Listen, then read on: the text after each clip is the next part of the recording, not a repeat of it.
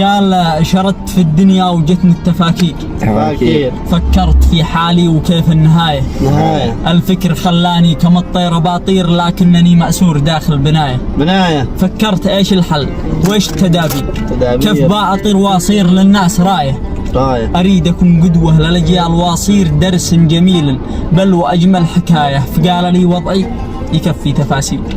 الحلم يبقى حلم مروي رواية. حاولت أنسى الوضع واخلق تبارير تجني لي أهدافي وتبقى حماية.